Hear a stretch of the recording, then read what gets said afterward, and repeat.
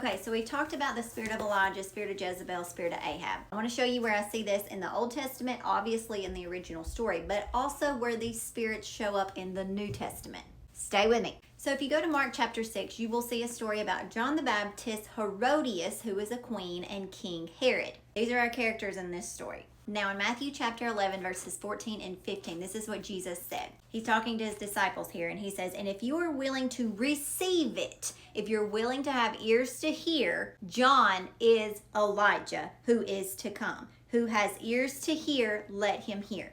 Is John the Baptist Elijah? No, the spirit of Elijah is now in John. Now, is John the Baptist and Elijah the same person? No, but I want you to look at the spiritual similarities between John and Elijah.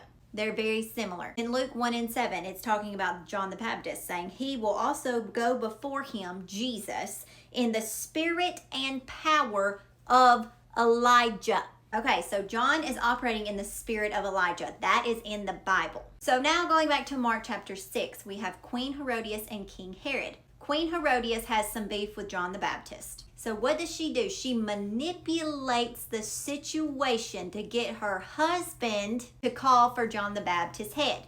Go read the story for yourself. She manipulates her husband, King Ahab, into asking for John's head. So the spirit of Jezebel entered into Queen Herodias, and King Herod came in the spirit of Ahab. And what happens? Queen Herodias wants to kill John the Baptist, who's operating in the spirit of Elijah. Sound familiar? Spirit of Jezebel hates the spirit of Elijah. So when Jesus says the spirit of Elijah is in John, that spirit of Jezebel started looking for a body to get into to get to that spirit of Elijah. Then we have King Herod, who falls into the spirit of Ahab, and John the Baptist gets beheaded.